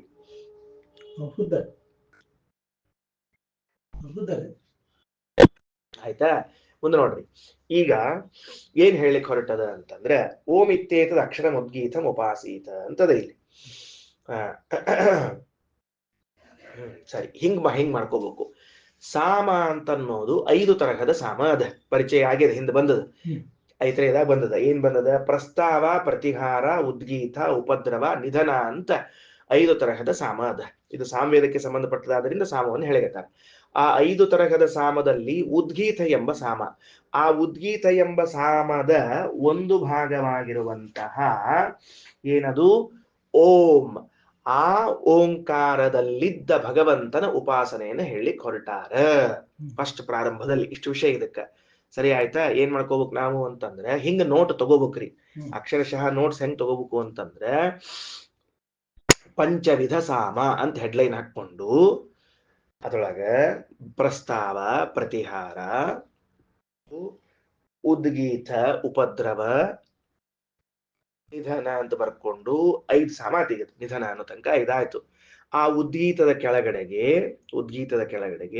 ಉದ್ಗೀತ ಸಾಮದ ಒಂದು ಅಂಶವಾದ ಬರ್ಕೋಬೇಕು. ಉದ್ಗೀತದ ಕೆಳಗಡೆಗೆ ಉದ್ಗೀತ ಸಾಮದ ಒಂದು ಅಂಶವಾದ ಓಂಕಾರದ, ಉದ್ಗೀತ ಸಾಮದ ಒಂದು ಅಂಶವಾದ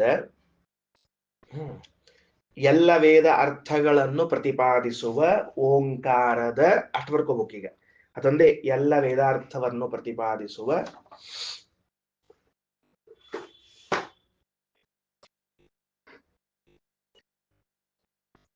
ಎಲ್ಲ ವೇದಗಳ ಅರ್ಥವನ್ನು ಪ್ರತಿಪಾದಿಸುವ ಓಂಕಾರದ ಅರ್ಥನಾದ ಭಗವಂತನ ಉಪಾಸನೆಯನ್ನು ಹೇಳಲು ಹೊರಟಿದೆ. ಓಂಕಾರದ ಅರ್ಥವಾದ ಭಗವಂತನ ಉಪಾಸನೆಯನ್ನು ಹೇಳಲು ಹೊರಟಿದೆ. ಅದಕ್ಕೆ ಓಂಕಾರ, ಇದು ಎದುರೊಳಗಿನ ಓಂಕಾರವನ್ನು ಹೇಳಿಕತ್ತಾರ ಉದ್ಗೀತ ಎಂಬ ಸಾಮ. ಉದ್ಗೀತವೆಂಬುವಂತಹ ಸಾಮ ಏನಿದೆಯೋ ಆ ಸಾಮದಲ್ಲಿ ಬರುವಂತಹ ಒಂದು ಭಾಗ, ಒಂದು ಅಂಶ ಯಾವುದು? ಓಂ. ಆ ಓಂಕಾರವು ಸಕಲ ವೇದಗಳ ಅರ್ಥವನ್ನು ಹೇಳ್ತದೆ. ಸಕಲ ವೇದಗಳ ಅರ್ಥ ಹೇಳುವಂತಹ ಓಂಕಾರದ ಅರ್ಥ ಯಾವುದು ಅಂದ್ರೆ ಭಗವಂತ. ಆ ಭಗವಂತನ ಉಪಾಸನೆಯನ್ನ ಮಾಡ್ಲಿಕ್ಕೆ ಹೇಳ್ತಾ ಇದೆ. ಅದಕ್ಕೆ ಮೊದಲೇ ವಾಕ್ಯ, ಓಂ ಇತ್ತೇತದ ಅಕ್ಷರಂ ಉದ್ಗೀತಂ ಉಪಾಸೀತ, ಓಮಿತಿ ಉದ್ಗಾಯತಿ ತಸ್ಯ ಉಪವ್ಯಾಖ್ಯಾನಂ. ಓಂ ಇತಿ, ಓಂ ಎಂಬುದು, ಏತತ್ ಅಕ್ಷರಂ ಉದ್ಗೀತಂ ಉಪಾಸೀತ. ಇಲ್ಲಿ ಆಚಾರ್ಯರು 2-3 ರೀತಿಯಿಂದ ಅನ್ವಯ ತೋರ್ಸ್ಯಾರ ಮುಂದೆ ಭಾಷ್ಯದಲ್ಲಿ. ಓಂ ಎಂಬ ಹೆಸರಿನ ಭಗವಂತನ ಉಪಾಸನೆ ಮಾಡ್ರಿ ಅಂತ ಒಂದರ್ಥ, ಅಥವಾ ಅಕ್ಷರ ಎಂಬ ಹೆಸರಿನ ಭಗವದ್ ಉಪಾಸನೆ ಮಾಡ್ರಿ ಅಂತ ಒಂದರ್ಥ. ಆ ಅಕ್ಷರ ಹೆಂಗಿದ್ದಾನ ಅಂದ್ರೆ ಓಂ ಆಗ್ಯಾನ, ಏತತ್ತಾಗ್ಯಾನ, ಉದ್ಗೀತಾಗ್ಯಾನ ಅಂತ ಹೇಳ್ರಿ. ಅಥವಾ ಓಂ ನಾಮಕನಾದ ಭಗವಂತ ಹೆಂಗಿದ್ದಾನ, ಏತತ್ತಾಗ್ಯಾನ, ಅಕ್ಷರನಾಗ್ಯಾನ, ಉದ್ಗೀತಾಗ್ಯಾನ ಅಂತ ಹಿಂಗ 2 ರೀತಿಯಿಂದ ಹೇಳ್ಯಾರ. ಬಹಳ ಗದ್ಲಿಕ್ ಬೀಳ್ಬೇಡ್ರಿ. ಓಂ ಎಂಬುದಾಗಿ ಭಗವಂತನ ಉಪಾಸನೆ ಮಾಡ್ರಿ ಇಷ್ಟತಾಗಿ ಇಟ್ಕೊಳ್ರಿ. ವಾಕ್ಯ ಓದಂತೆ ಸ್ಪಷ್ಟ ಹಾಕೋದು ಹೋಗ್ತದೆ. ಅವ ಭಗವಂತ ಹೆಂಗಿದ್ದಾನ ಅಂದ್ರೆ ಏತತ್ ಅಕ್ಷರ ಉದ್ಗೀತ 3 ವಿಶೇಷಣಗಳಿವೆ ಭಗವಂತನಿಗೆ. ಬರ್ಕೊಂಡ್ಬಿಡ್ರಿ. ಏತತ್ ಕಾಮ ಅಕ್ಷರ ಕಾಮ ಉದ್ಗೀತ ಕಾಮ ಬರ್ಕೊಂಡು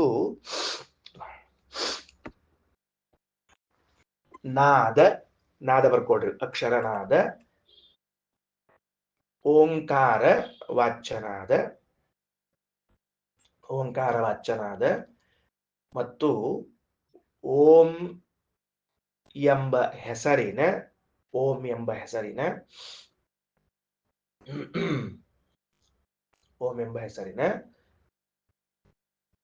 ದೇವರನ್ನು, ಭಗವಂತನನ್ನು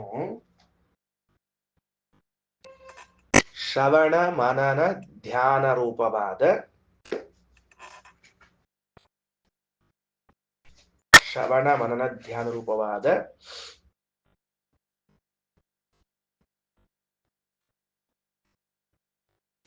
ಉಪಾಸನೆಯನ್ನು ಮಾಡ್ರಿ. ಅಲ್ಲಿ ಭಗವಂತನನ್ನು ಆದ್ಮೇಲೆ ಕುರಿತು ಅಂತ ಬೇಕಾಗಿದೆ, ಶಬ್ದ ಬರ್ಕೊಟ್ಟಷ್ಟೇ, ಆಮೇಲೆ ಹಿಂದೋಗಿ ಇಲ್ಲ ವಾಕ್ಯ ಸರಿ ಹೋಗಂಗಿಲ್ಲ ಅಷ್ಟೆ. ಏತತ್ ಅಕ್ಷರ ಉದ್ಗೀತನಾದ ಓಂಕಾರ ವಾಚ್ಯನಾದ ಓಂ ಎಂಬ ಹೆಸರಿನ ಭಗವಂತನನ್ನು ಕುರಿತು ಶ್ರವಣ ಮನನ ಧ್ಯಾನ ರೂಪವಾದ ಉಪಾಸನೆಯನ್ನ ಮಾಡ್ರಿ. ಮುಗಿತು, ವಾಕ್ಯ ಮುಗೀತು. ಇದು ಓಂ ಇತ್ತೇತದ ಅಕ್ಷರ ಮುದ್ಗೀತಂ ಉಪಾಸೀತ. ಅಲ್ರಿ ಓಂ ಅನ್ನೋದು ಭಗವಂತನ ಹೆಸರು ಅಂತ ಹೆಂಗಂತೀರಿ ಅಂದ್ರೆ ಓಂ ಇತಿ ಹ್ಯುದ್ಗಾಯತಿ, ಉದ್ಗಾತೃ ಅಂತ ಬರೀತಾರ ಸಾಮಗಾನ ಮಾಡೋರು. ಅವರು ಭಗವಂತನನ್ನ ಕುರಿತು ಗಾನ ಮಾಡುವಾಗ ಓಂ ಅಂತ ಗಾನ ಮಾಡ್ತಾರೆ. ಒಂದು ವೇಳೆ ಸಾಮಗಾಯನ ಮಾಡುವಂಥವರು ಉದ್ಗಾತ್ರಗಳೇನಿದ್ದಾರೋ ಅವರು ಭಗವಂತನನ್ನ ಕುರಿತು ಗಾನ ಮಾಡುವಾಗ ಓಂ ಅಂತ ಹೇಳಿದ್ದು ಭಗವಂತನನ್ನ ಹೇಳದೇ ಇದ್ರೆ ಅವನನ್ನ ಸ್ತೋತ್ರ ಮಾಡುವಾಗ ಆ ಹೆಸರಿನಿಂದ ಹೆಂಗ ಗಾನ ಮಾಡ್ಲಿಕ್ಕೆ ಬರ್ತದಪ್ಪ?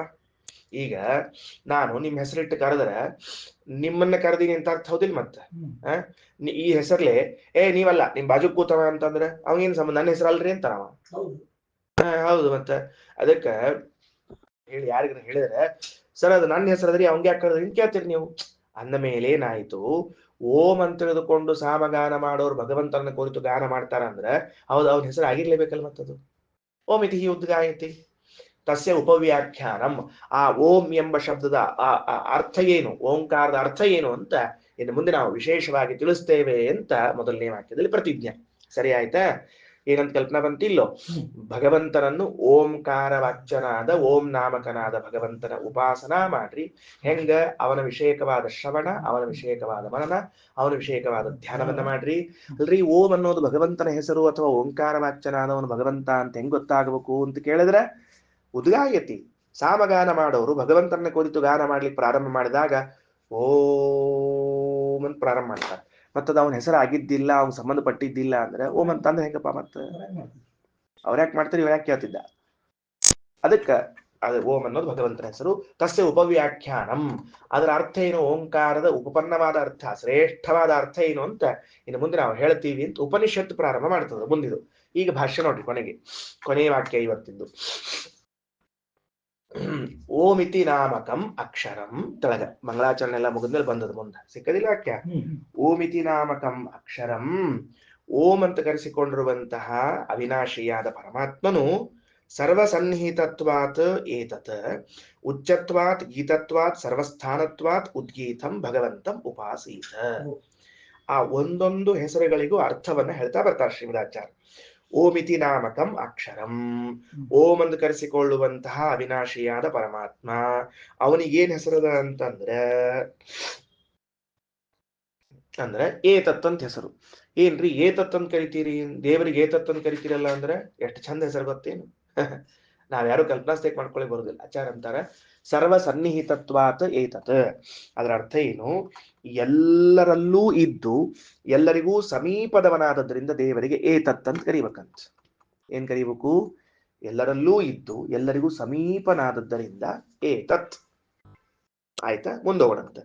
ಉದ್ಗೀತ ಅಂತ ದೇವರಿಗೆ ಹೆಸರಂತೆ. ಯಾಕ ಅಂತ ಕೇಳಿದ್ರೆ ಉಚ್ಚತ್ವಾತ್ ಗೀತತ್ವಾತ್ ಸರ್ವಸ್ಥಾನತ್ವಾತ್. ಮೂರು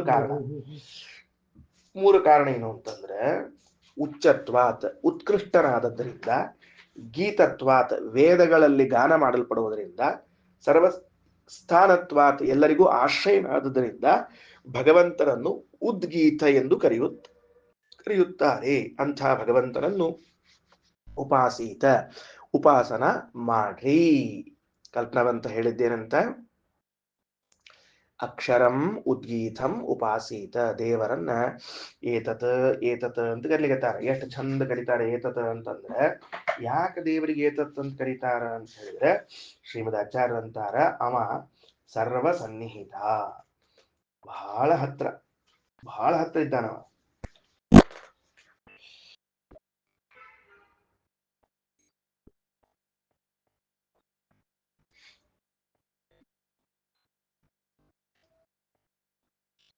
ಯಾಕ? ಅದಕ್ಕ ಅಕ್ಷರ ಶಬ್ದಕ್ಕೆ ವ್ಯಾಖ್ಯಾನವನ್ನು ಮುಂದೆ ಮಾಡೋರು ಇದ್ದಾರ, ಅದಕ್ಕೆ ಈಗ ಹೇಳಿಲ್ಲ. ವಿದೇಶ ತೀರ್ಥರಂತಾರ ಸನ್ನಿಕೃಷ್ಟತರ ವಸ್ತುವಾಚಕೋ ಏತತ್ ಶಬ್ದ. ಸಾಮಾನ್ಯವಾಗಿ ಸಂಸ್ಕೃತದಲ್ಲಿ ಅತ್ಯಂತ ಹತ್ರ ಇರುವಂತಹ ವಸ್ತುವನ್ನ ಏತತ್ ಅಂತ ಕರೀತಾರೆ. ಉದಾಹರಣೆಗೆ ನೀವು ವ್ಯವಹಾರ ಮಾಡೋಣಂತ, ಅವನು ಅಂತಂತೀನಿ. ಕರೆಯುವಾಗ ನಾನು ಕೈ ಮಾಡಿ ಅವನು ಅಂತೀನಿ. ಈ ಬಾಜುಕಿದ್ದ ಇವನು ಅಂತೀನಿ. ಈ ನಮ್ ಕರಿಯೋ ಟ್ಯೂನ್ ಹೆಂಗದ ನೋಡ್ಕೊಳ್ರಿ. ಏನ್ ಕರಿತಿರ್ತೀವಿ ನಾವು ಅದಕ್ಕ? ಅವನು ಇವನು ಅಂತ. ಅವನು ಅನ್ನುವಾಗ ದೂರ ಅಂತ ಅರ್ಥ, ಇವನು ಅನ್ನುವಾಗ ಹತ್ರ. ತಿಳಿತದಲ್ಲ ಏನಂತ ಹೇಳಿದ್ದು? ಅವನು ರಾಮ, ಇವನು ಕೃಷ್ಣ. ಸಂಸ್ಕೃತದಲ್ಲಿ ಅಯಂ ಅಂದ್ರೆ ಅಯಂ ಇಯಂ, ಅವ ಇವ, ಸಹ ಅಯಂ, ಅವನು ಇವನು ಅಂತ ಹೇಳುವ ಕಾಲದಲ್ಲಿ ಎರಡು ಶಬ್ದವನ್ನು ಹೇಳ್ತಿರ್ತೀವಿ ನಾವೀಗ. ಸಹ ಅಂದ್ರೆ ದೂರದಲ್ಲಿ ಇದ್ದವನು, ಅಯಂ ಅಂದ್ರೆ ಹತ್ರದಲ್ಲಿ ಇದ್ದವನು. ಅದೇ ಏತತ್ ಶಬ್ದ. ಗೊತ್ತಾಯ್ತಿಲ್ಲ? ಸಹ ರಾಮ ಅಯಂ ಕೃಷ್ಣ, ಅವನು ರಾಮ ಇವನು ಕೃಷ್ಣ. ಇವನು ಅಂತನ್ನೋ ಶಬ್ದ ಯಾವ ಅರ್ಥದಲ್ಲಿ ಹೇಳಿದ್ದು? ದೇಶತಃ ಸಾಮೀಪ್ಯ, ಬಹಳ ಹತ್ತಿರ, ನಿಯರ್ ಬೈ. ಆ ನಿಯರ್ ಬೈ ಇದ್ದುದರಿಂದ, ಹತ್ತಿರದಲ್ಲಿ ಇದ್ದುದರಿಂದ ಅವನು ಏನ್ ಕರಿತಿದ್ವಿ ನಾವು? ಏನ್ ಕರೀತೀವಿ? ಇವನು ಕೃಷ್ಣ. ಗೋವಿಂದ ಕೃಷ್ಣ ಪ್ರಾತಮ್ ಕೆಲಸ ಏನು? ಸಮೀಪದಲ್ಲಿರುವುದು ಅಂತ ಅರ್ಥ. ಅದಕ್ಕ ಸಮೀಪದಲ್ಲಿದ್ದವನು ನಮಗ್ ನಾವೇನ್ ಅನ್ಕೋತೀವೋ ಬಹಳ ಸಮೀಪ ಇದ್ದಾನ ಅಂತ ಯಾರು ಈ ಬಾಜುಕ್ ತೋರಿಸಿರ್ತೀವಿ. ಅದಕ್ಕೆ ವೇದೇಶ್ವರಂತಾರೆ ಸನ್ನಿಕೃಷ್ಟ ತರ ವಸ್ತುವಾಚಕ. ಯಾಕೆ ಸಮೀಪ ಅಂದ್ರೆ ನಿನಕ್ಕಿಂತಲೂ ಅವನ ನಿನ್ ಸಮೀಪ ಇದ್ದಾನೆ ಹೆಚ್ಚು. ನೀ ನಿನ್ ಸಮೀಪ ಇದ್ದೀನಿ ತಿಳ್ಕೊಂಡಿ ಅಷ್ಟ. ನಾ ಅನ್ಕೊಂಡಿನಿ ನನ್ನ ಹೆಂಡತಿ, ನನ್ನ ಮಕ್ಕಳು, ನನ್ನ ಮೊಮ್ಮಕ್ಕಳು ಅವರೆಲ್ಲಾರ್ಕಿಂತ ನಾ ಬಹಳ ನನ್ನ ಹತ್ತಿರದವ ಅಂತ. ಸಾರಿ, ನಿನಕ್ಕಿಂತಲೂ ನಿನ್ನ ಹತ್ತಿರದವ ಅವ. ಅದಕ್ಕೆ ಅವನಿಗೆ ಏತತ್ ಅಂತ ಕರೀತಾರೆ, ಭಗವಂತನಿಗೆ. ಸನ್ನಿಕೃಷ್ಟ ತರವಸ್ತುವಾಚಕ ಅಂತ ವಿದೇಶ ತೀರ್ಥರು ವ್ಯಾಖ್ಯಾನವನ್ನು ಮಾಡ್ಲಿಕ್ಕತ್ತಾರ. ಇರ್ಲಿ, ಏತತ್ ಅನ್ನೋ ಶಬ್ದ ಅರ್ಥವನ್ನು ತಿಳ್ಕೊಂಡಿದ್ದೇವೆ. ಸರಿ ಆತ. ಉದ್ಗೀತ ಅಂತ ದೇವರ ಹೆಸರು. ಆಚಾರ್ಯ ಏನ್ ಮಾಡ್ಬಿಡ್ತಾರ? ಉದ್ಗೀತ ಅಂದ್ರೆ ಒಡೆದ್ ಬಿಡ್ತಾರ. ಉತ್ ಗೀತ ಥ ಅಂತ ಮೂರ್ ಮಾಡ್ಬಿಡ್ತಾರ. ಉತ ಅಂದ್ರೆ ಉತ್ತಮ, ಆಮೇಲೆ ಗೀತ ಅಂದ್ರೆ ಹೇಳಲ್ಪಟ್ಟವ, ಥ ಅನ್ನೋ ಶಬ್ದಕ್ಕೆ ಸರ್ವಾಶ್ರಯ ಅಂತ ಅರ್ಥ. ಎಲ್ಲರಿಗೂ ಆಶ್ರಯನಾಗಿರುವಂಥವನು ಭಗವಂತ ಉದ್ಗೀತ ಅಂತ ತಿಳಿಸಿದ್ದಾರೆ. ಉಳಿದದ್ದನ್ನ ಮತ್ ಮಧ್ಯಾಹ್ನದಲ್ಲಿ ನೋಡೋಣ. ಶ್ರೀಕೃಷ್ಣ ಅರ್ಪಣಮಸ್ತು.